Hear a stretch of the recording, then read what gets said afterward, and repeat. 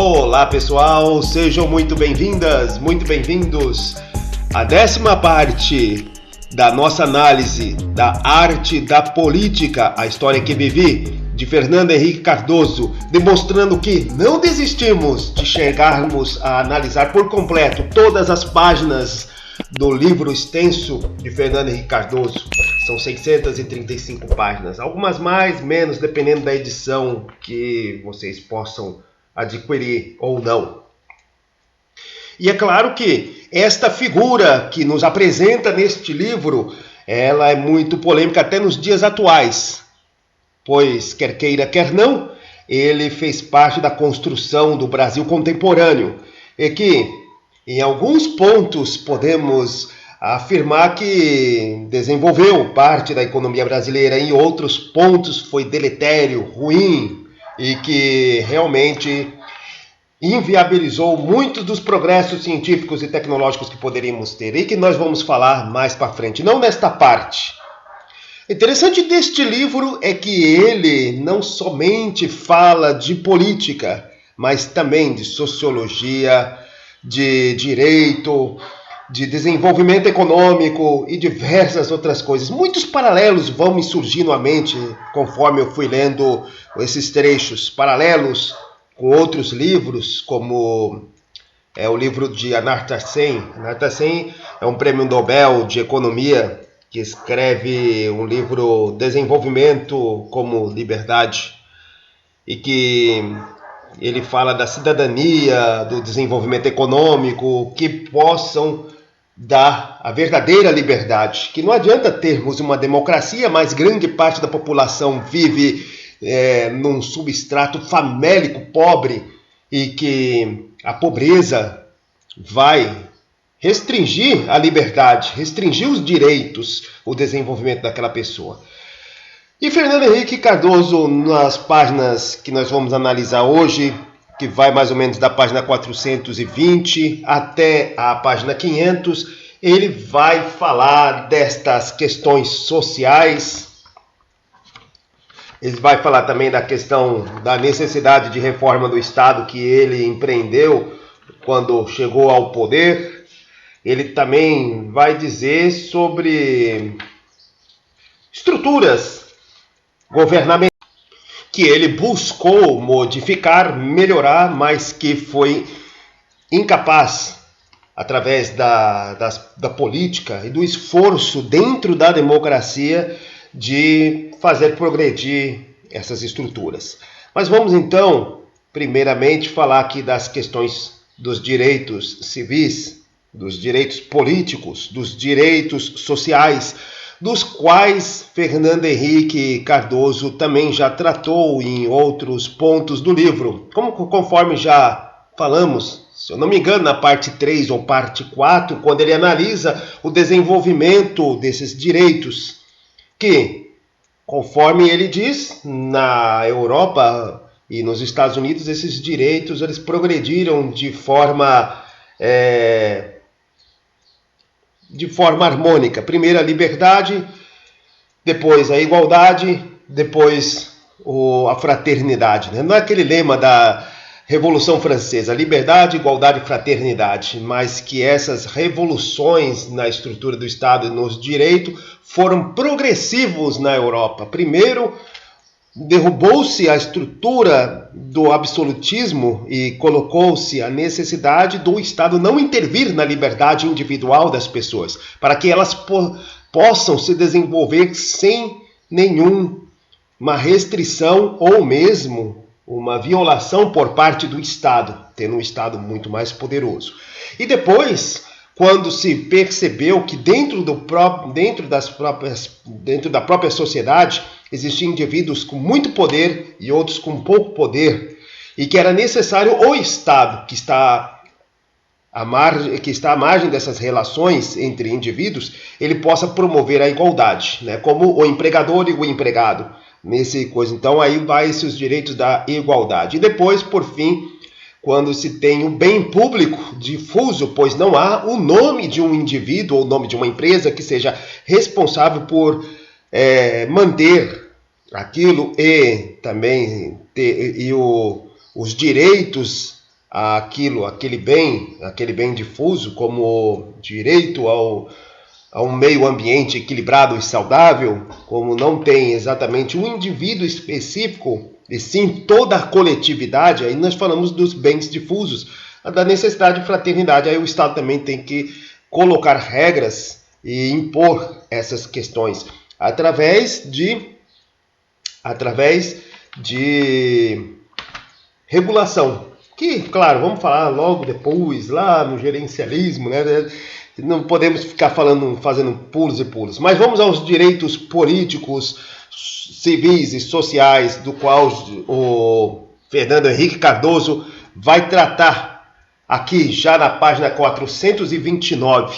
Fernando Henrique, ele vai analisar o seguinte: a expansão da cidadania na Grã-Bretanha abrangeu progressivamente e sequencialmente os direitos civis, os políticos e os sociais. Assim como a gente já disse aqui. Continuando. T.H. Marshall estudou a evolução histórica desses diversos direitos na Grã-Bretanha e acreditava que a expansão da cidadania levaria à diminuição das desigualdades econômicas geradas pelo capitalismo. Aí que nós, ao lermos esses trechos nos dias atuais, e que o Fernando Henrique Cardoso, ele acredita plenamente que a cidadania, sendo exercida dentro da democracia, levaria progressivamente ao desenvolvimento econômico de todas as pessoas. Nós podemos fazer uns paralelos até com outros livros, como eu já citei aqui, né, o Amartya Sen, e que realmente eles demonstraram que essas previsões foram absolutamente errôneas. Elas passaram longe do que está acontecendo atualmente, principalmente nas democracias ocidentais. Muitas delas perdendo direito e até chegando a mimetizar situações autoritárias. Mas falamos isso porque, ao contrário de pequenos países europeus, como Holanda, Dinamarca, Noruega, aonde realmente o desenvolvimento capitalista levou a uma maior situação de igualdade entre as pessoas, onde a distância social é pequena, onde o empresário ele tem, claro, ele tem muito mais do que pessoas liberais, servidores liberais, etc., né, profissionais liberais. Porém, os profissionais liberais conseguem o suficiente ou até mais do que o suficiente para viver bem, poder viajar, poder ter valor, poder ir para outro país da Europa, se hospedar em hotéis, ter contato com outras pessoas, viver uma vida saudável e de direitos. Isso aconteceu nesses países. Mas quando passamos a países com mais de 50 milhões de habitantes, como a França, como a Alemanha, como a Grã-Bretanha, ou até mais de 100 milhões de habitantes, como a Rússia, ou mais de 200, como o nosso, como o Brasil, ou os Estados Unidos, como a Malásia, como diversos outros aí, né? Vamos dizer a China, a Índia e diversos outros. Deu para entender? Deu para entender. Porém, quando falamos desses países com mais de 50 e por aí vai, aí isso não aconteceu. Na verdade, aconteceu o contrário. As distâncias sociais se tornaram maiores. A pobreza se alastrou por toda a população. E aí, este resultado que se dizia que o exercício da cidadania levaria às igualdades econômicas não aconteceu, muito pelo contrário, elas foram se espaçando. É claro que se pegarmos a China isoladamente, 1 bilhão e 300 milhões de pessoas, só tirando 1 bilhão já é maior do que o Brasil, este caminho foi o contrário, né? Porque ao contrário, entre aspas, né? Porque De forma prática, aconteceu a mesma coisa. A distância entre as classes se tornou maior na China, muito maior. Só que ela foi inversa do que aconteceu nos países ocidentais, nas grandes populações ocidentais. Foi inversa, porque lá todo mundo era pobre. A grande massa dos 1 bilhão e 300 milhões eram quase de todos pobres. E aí uma massa de 600 milhões se tornou classe média para rica, que é o que nós temos hoje, e o resto ainda continua pobre. Então houve uma elevação do padrão de vida de grande parte, mais de 50% da população da China. E aí a distância se aumentou, a distância social. Enquanto que nos países como Estados Unidos, Brasil, França, Alemanha, Grã-Bretanha, o que aconteceu foram que os poucos ricos se tornaram cada vez mais ricos, bilionários, e a grande massa pobre, ela se tornou maior, pois a classe média começou a se tornar mais pobre em si. Houve em si o contrário do que T.H. Marshall, evocado por Fernando Henrique Cardoso, disse aqui, de que haveria a diminuição. É claro que hoje nós estamos num mundo que não era previsto nem por Fernando Henrique Cardoso, na época que ele escreve este livro de disseminação das redes sociais, disseminação em que o escolhido pela população não segue exatamente os interesses da população, por isso que as instituições políticas em todos esses países caíram no descrédito, porque elas não conseguem resolver um problema básico, problema que, em alguns estudos, podemos chamar de o problema da agência. O problema da agência, até uma das teorias de desenvolvimento, de que se você tem uma empresa, você vai contratar um CEO.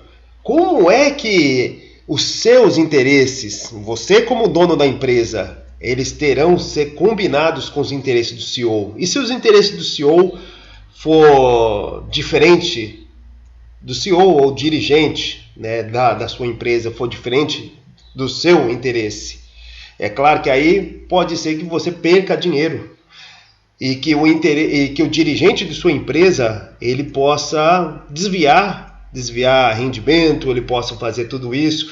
E é claro que aí nós vamos para o que chama governança corporativa. Essa governança corporativa, ela vai instituir regras claras, exatas, para que o dirigente preste responsabilidade, preste informações e que os interesses do dono da empresa sejam os únicos a serem perseguidos e que o dirigente, o CEO, ele siga esses interesses acima de tudo, inclusive dos próprios interesses. E aí que nós chegamos, que transportando essa governança corporativa para a governança pública, as democracias ocidentais não estão conseguindo fazer isso, principalmente no Brasil, que os representantes do povo, que são os, entre aspas, CEO, os administradores, possam perseguir os interesses da própria população. Eles não seguem, eles são representantes do povo, mas eles seguem os interesses particulares ou interesses difusos de um povo que nem sabe qual é o seu próprio interesse. Pois o povo muitas vezes está voltando pelo show, pelo reality show que se tornou a política através das redes sociais. E aí esse show, ele faz apelos emocionais, apelos em que dogmas religiosos são muito mais importantes do que questões econômicas. Questões econômicas vão trazer emprego, oportunidades e crescimento e desenvolvimento tecnológico, social para o país. Dogmas religiosos só vão trazer guerra social, pobreza, miséria. E é claro, a população ela tem, pelo dogma religioso, tem uma emocionalidade. Pela economia, tem a absoluta ignorância, não entende nada. E é claro que em termos de escolha direta, vai acontecer que a população vai votar baseadas nos dogmas religiosos. E aí a bomba está armada. E é claro que os representantes vão perseguir esses dogmas religiosos e os interesses pessoais, até mesmo, se necessário, vender no próprio país. O fato é que na China, alguns desses livros que analisam a China demonstra que o processo aconteceu diferente de lá. A população até vota em representantes, mas vota em representantes na base da estrutura política, na base.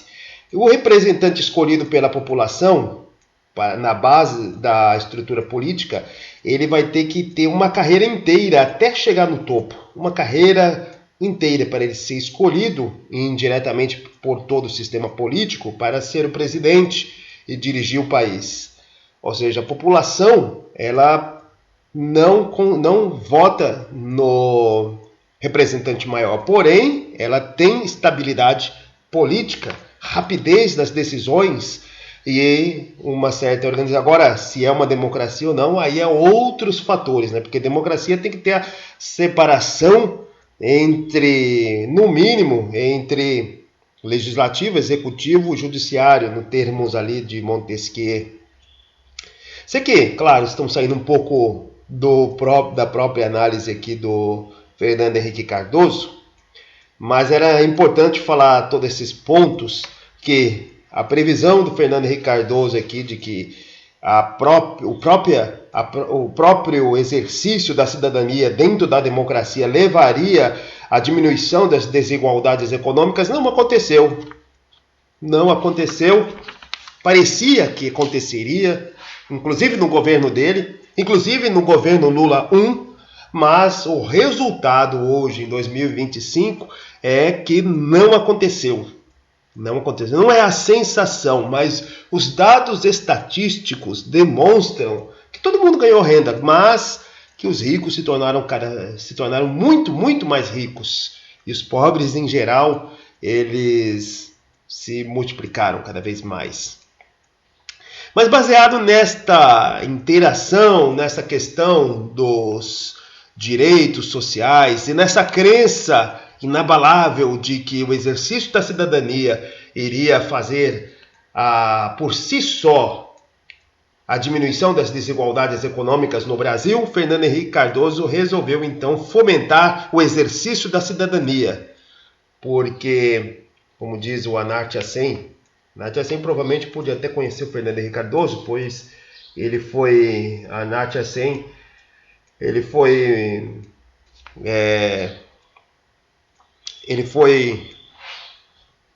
Nobel da Economia, mais ou menos por essa época da década de 90, no final da década de 90, se não me engano, 98.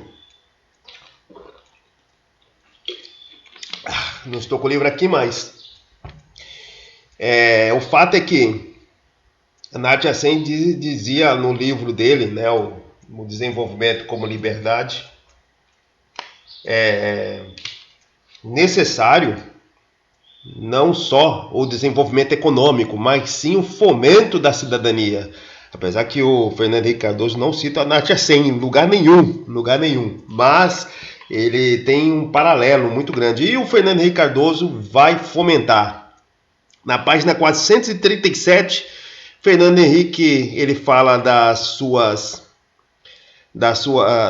forma de fomentar a educação e depois também da saúde. Na educação ele vai falar assim: houve muitas decisões inovadoras assegurando maior responsabilidade para as comunidades, como no caso da distribuição direta de dinheiro para os diretores das escolas utilizarem segundo suas necessidades. E aí que eu logo lembrei de uma reportagem que aconteceu, que foi passada, que foi exibida no Fantástico, de um esquema de desvio de verbas gigantesco que aconteceu no Brasil em 2024 e que talvez até aconteça ainda, de inflação das matrículas do EJA. O EJA é aquela escolarização lá jovens e adultos, né, para eles recuperarem o tempo perdido nos estudos. E que o EJA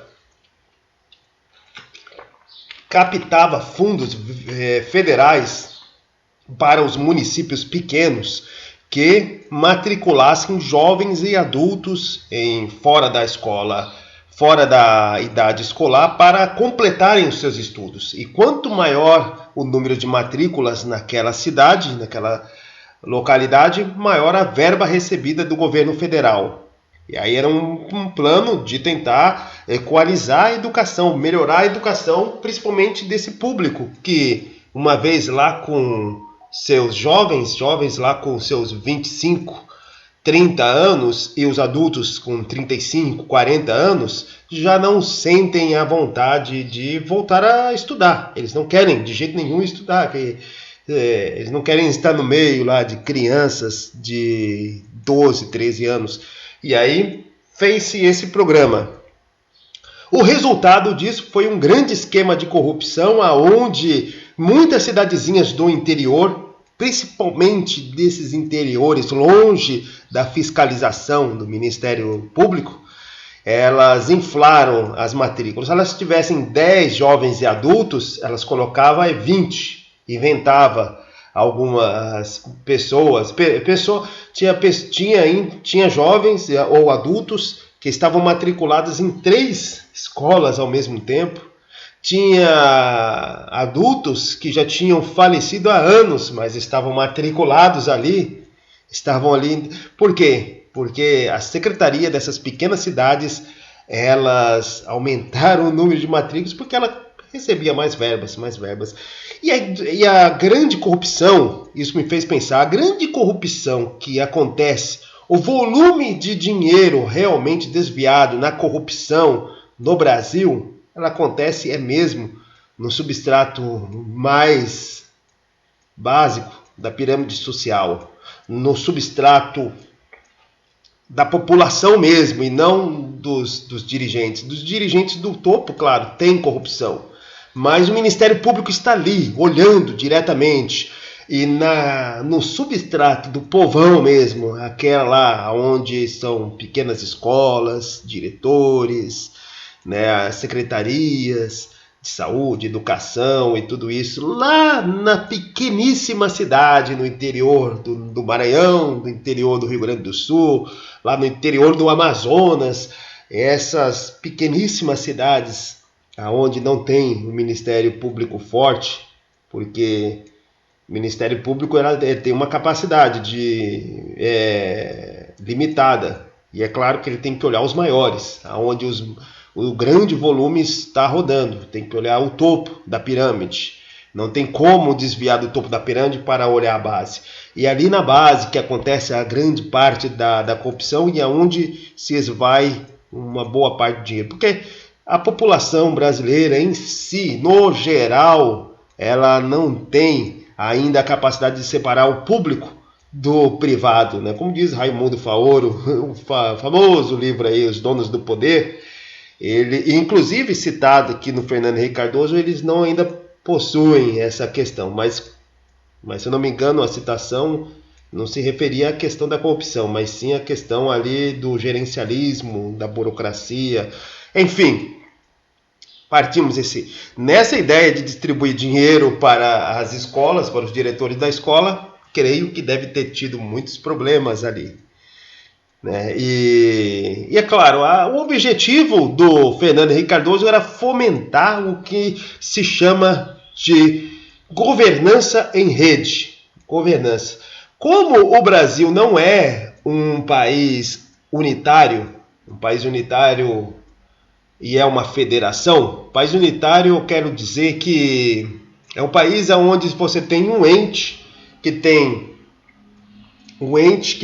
todo o controle financeiro e político, orçamentário, financeiro e administrativo, um ente, e todos os outros estão subordinados ao poder deste ente. É assim, por exemplo, na França, é assim no Japão, é assim em diversos outros países do mundo, são países unitários, né, onde um ente ele controla tudo.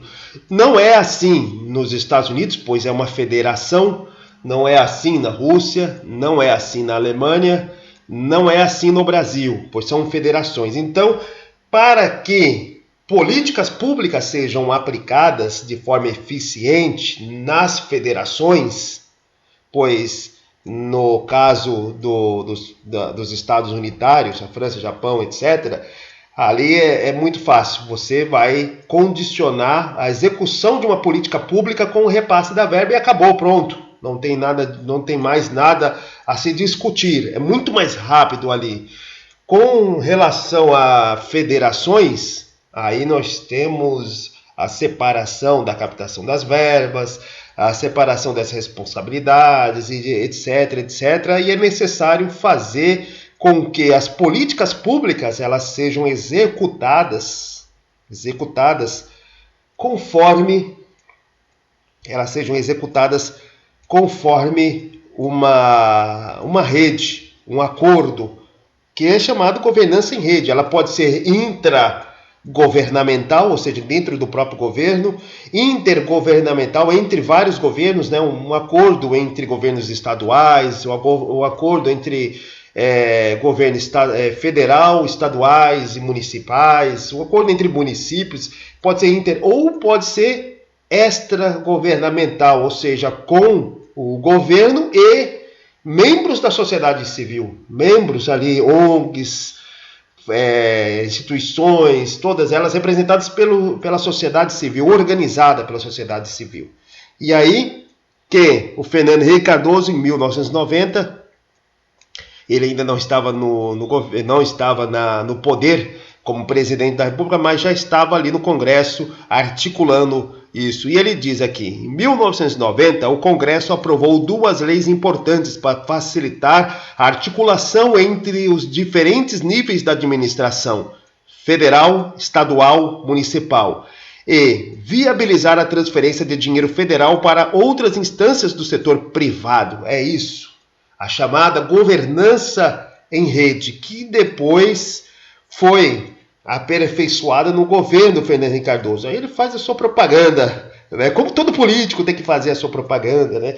E ele faz lá que no governo dele ele aumentou de cerca de 328 equipes de saúde lá na época, quando ele assumiu, e deixou mais ou menos 1,1 milhão de pessoas nas equipes, né? Você tinha 328 equipes de saúde, que talvez daria umas 7, 8 mil pessoas ali na questão de agentes comunitários, atendentes, enfermeiros, médicos, e que cuidavam de 1,5 milhões de pessoas em 55 municípios, e que isso se expandiu na questão do governo dele para 16.657 equipes, operando em 4.132 municípios e atendendo 53 milhões de pessoas, 53,7 milhões de pessoas. É isso que ele disse que houve em termos de governança em rede e que foi viabilizado no governo dele ali. Ele diz também, aqui na página 445, em quase todos os municípios criaram-se conselhos de saúde, compostos por representantes da sociedade civil para opinar sobre a utilização do dinheiro, embora em alguns casos se trate de uma organização mais virtual do que efetiva. Lançaram-se as sementes para um maior controle do gasto público pela sociedade. Aqui ele vai falar aqui da accountability, etc., né? E aí ele diz dessa propaganda na saúde e na educação, muito mais na saúde, que se avançou muito ali na época do Fernando Henrique Cardoso. São pontos bons lá na frente, no finalzinho do livro, principalmente nas relações externas. Eu vou falar dos pontos ruins que o Fernando Henrique Cardoso deixou para o nosso país. E agora ele vai dizer do que ele não conseguiu mudar na estrutura do Estado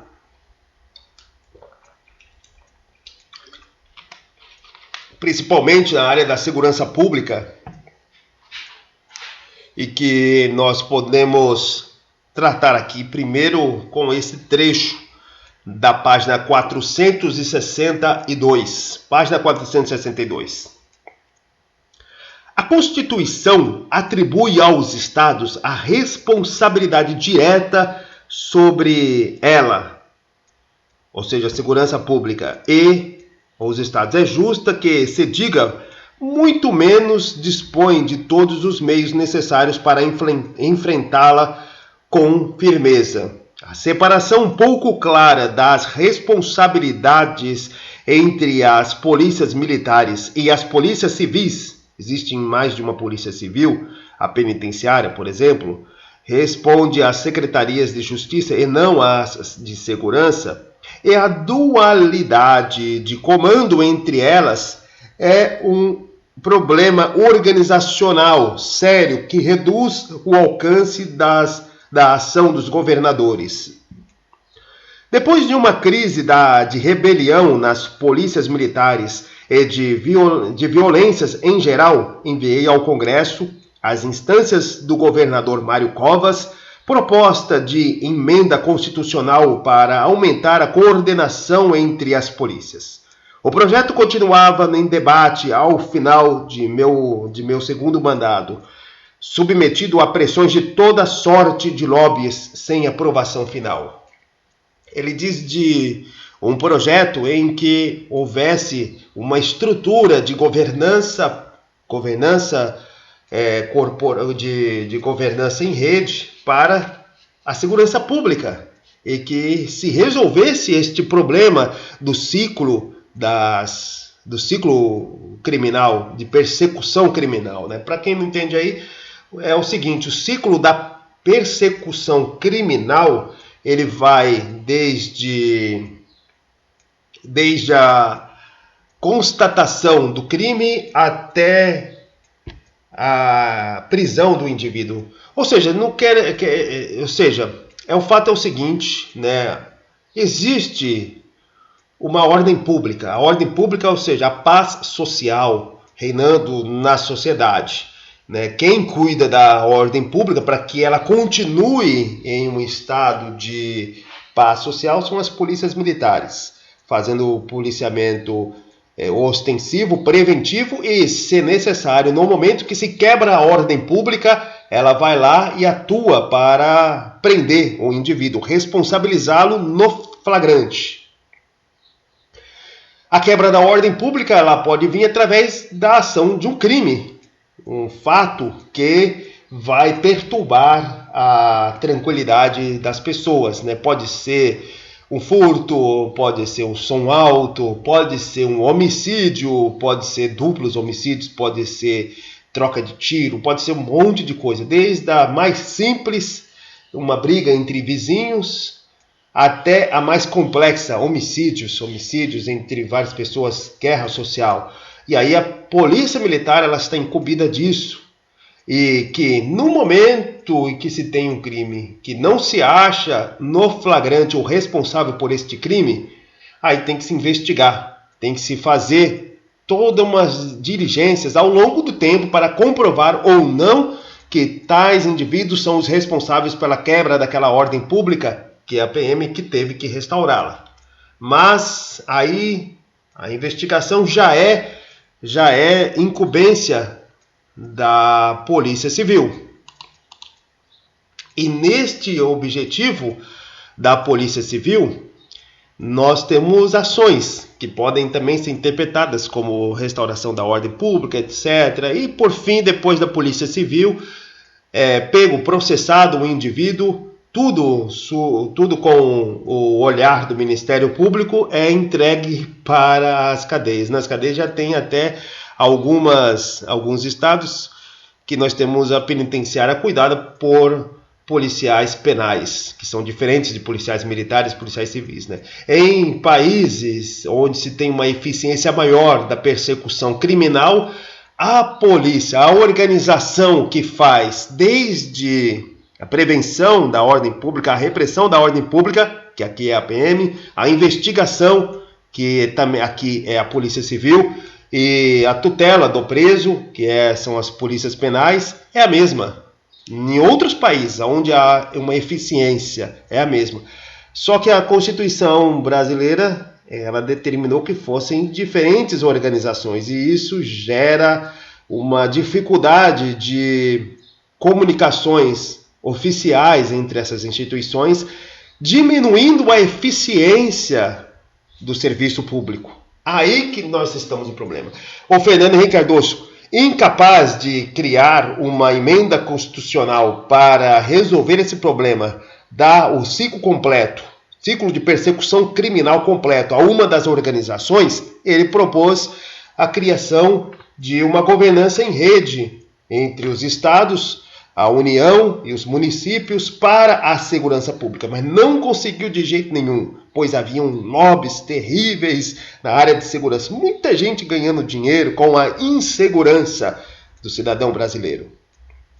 Virou um mercado também, um mercado de externalidades negativas, como se dizer os economistas. E diz o Fernando Henrique Cardoso, já na página 464, sem contar que nossa legislação de execução penal é excessivamente benévola, o bom comportamento na prisão e certas circunstâncias permitem que autores de crimes horrendos virtualmente ganhem as ruas após cumprirem penas curtas, contribuindo para a sensação de que a impunidade compensa. Está escrito compeia, né? Mas compensa. É o sistema que não foi desatado este nó. E é claro, nos números atuais fala-se de diminuição dos homicídios no Brasil, mas a diminuição dos homicídios no Brasil não está ligada ao sucesso deste sistema de persecução criminal totalmente fragmentado. Ele está sim ligado ao envelhecimento da população. Quando o malandro velho vai ficando velho, ele sabe que não tem que ficar se matando. É melhor ser malandro velho vivo do que nem chegar a ser malandro velho, só ser malandro. Então, quando a população começa a envelhecer, aí nós temos menores, mas o número de roubos, o número de furtos, o número de golpes, principalmente os golpes pela internet aumentam, porque malandro é malandro e ele não erra. Malandro é malandro e Zé Mané. É uma coisa assim, mas enfim, chegamos aqui então a essa análise muito interessante. Já perdi completamente o fio da meada do que eu estava falando aqui, tentando lembrar aqui o trecho aí do Bezerra da Silva, né, aquele cantor de samba engraçado. Mas vamos continuar aqui com o Fernando Henrique Cardoso. E o Fernando Henrique Cardoso, ele vai no ponto principal, ele vai também tratar sobre a reforma do Estado. Esta é muito importante para falarmos neste ponto aqui. A reforma do Estado era necessária, né? As práticas que se tinha até então eram práticas burocráticas, né? Quem está estudando aí a organização do Estado sabe muito bem do que eu estou falando, né? Primeiro nós tínhamos o patrimonialismo, depois o sistema burocrático e agora nós estamos chegando no sistema gerencial.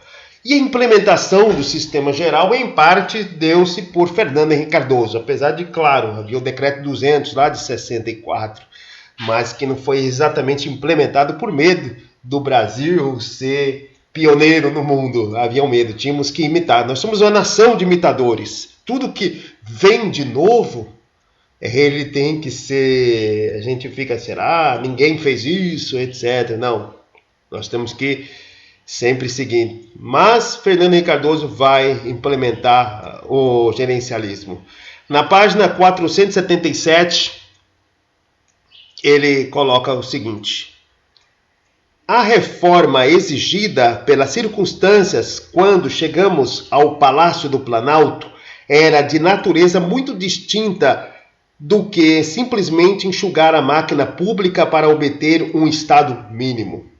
Eu tinha isso muito claro desde a formação do primeiro ministério, ao convidar Luiz Carlos Bresser Pereira para a pasta da administração, que denominamos Ministério da Administração e Reforma do Estado, MARÉ.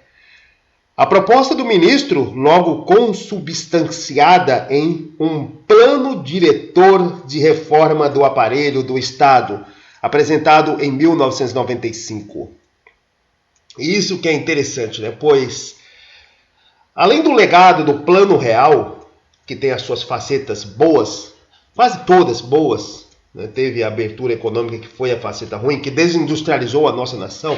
Além do Plano Real, nós temos a reforma do aparelho do Estado, que é a forma com que o Estado tornou-se cada vez mais,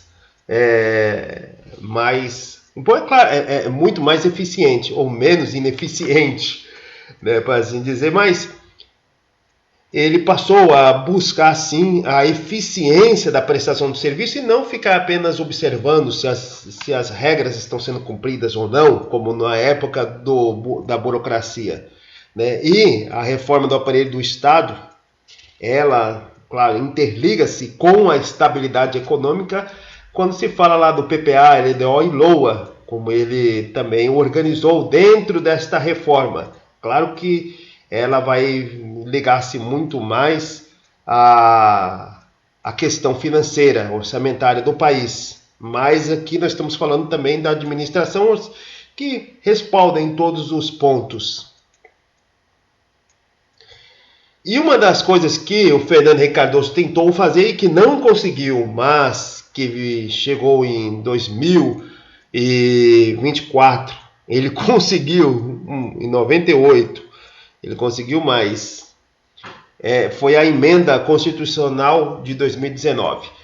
A emenda constitucional de 2019 tinha um dispositivo, os senhores saberem, que permitia com que a administração direta ela pudesse contratar agentes públicos pela CLT. Olha só, pela CLT. Nós temos o regime jurídico único, ou seja, estatuto, né? As formas de contratação dos entes públicos. Ou é por estatuto, ou então por CLT. Quem que contrata por CLT é apenas as empresas públicas e a sociedade de economia mista, né? São as entidades públicas de direito privado. Somente elas que contratam por CLT, porque a atividade fim delas é uma atividade de mercado, né? O Banco do Brasil, a Caixa Econômica, a Petrobras, todas elas contratam nos seus concursos públicos pela CLT. Então, o indivíduo, teoricamente, ele ao entrar na Petrobras é como se tivesse entrado em outra empresa privada. E aí o Fernando Henrique Cardoso, com a emenda constitucional de 2019, queria que isso também fosse para a administração direta e as autarquias.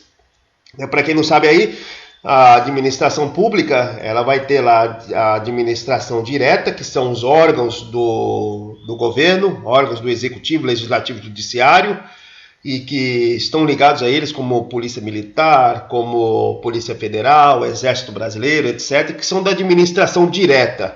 E na administração indireta nós temos as autarquias, as fundações, Sociedade de Economia Mista e empresas públicas. Já falei aqui da Sociedade de Economia Mista e as empresas públicas, elas contratam pela CLT porque os objetivos delas, a atividade que ela exerce é uma atividade econômica, não é uma atividade pública.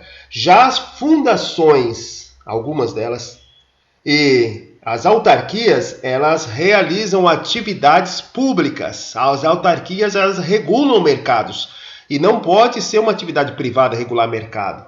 Regular o mercado de saúde, a ANS, Anvisa, outras, né, a NTT e diversas outras autarquias, elas regulam certos mercados, ou seja, atividade pública. E, segundo o que se tinha na Constituição, era que toda a administração direta e autárquica tinha que contratar pelo regime jurídico único, ou seja, por estatuto. E a emenda constitucional de 98, a emenda constitucional número 19 do Fernando Henrique Cardoso, ela abria a possibilidade para a administração pública direta e autárquica também contratar por CLT. E aí, no início, ela foi a trâmite, passou por todas as exigências para ser aprovada, foi aprovada e o STF foi acionado pela oposição para que pudesse declarar a inconstitucionalidade daquela emenda constitucional, daquele trecho. E aí ela foi declarado, né, de forma provisória, e que de 98 até 2024 não julgaram o mérito da emenda constitucional, né? Era provisório. Falaram assim, vamos fazer uma decisão provisória, ou seja, vai continuar como antes, contratando todos os agentes públicos, administração direta e autárquica, contratando todos os agentes pelo regime jurídico único, né, por estatuto.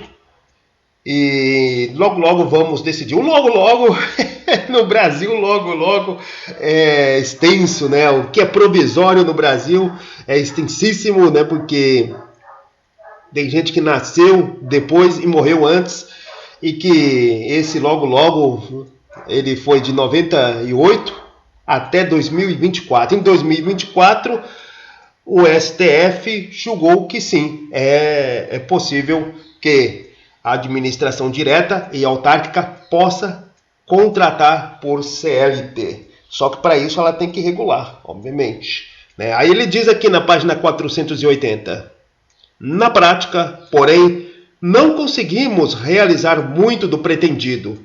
Não conseguimos instituir regimes de emprego diferenciado conforme a tipicidade da carreira. O Congresso desfigurou o projeto que fixava quais seriam as carreiras típicas de Estado, ou seja, que teria estabilidade, a tal ponto que o governo preferiu deixá-lo no acostamento. Algumas outras propostas nossas tombaram depois na Justiça. Essa tombaram na Justiça é a emenda constitucional 2019, emenda constitucional 19. Mas constituiu grande progresso a valorização de determinadas carreiras, em especial as ligadas às áreas de planejamento, orçamento e finanças, além da Polícia Federal. Ou seja, passou-se o tempo e o que eles pediram e que foram barrados na Justiça agora foram atendidas, né? E aí esse é o ponto. E para terminarmos, neste caos de reformas, contra-reformas, de propostas barradas na Justiça, etc., ele conseguiu fazer a organização das peças orçamentárias e financeiras do país, através dessas reformas, a ponto de que, se não fosse feito isso, hoje talvez estaríamos, a exemplo da Argentina, com uma inflação galopante, desestruturação dos gastos do Estado, descontrole, e estaremos ainda lutando para organizar o Estado.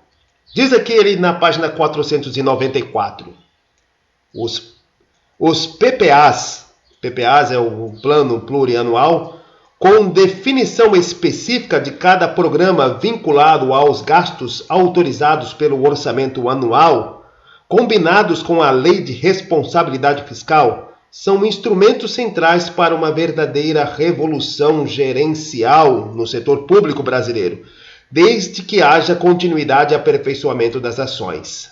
E realmente houve.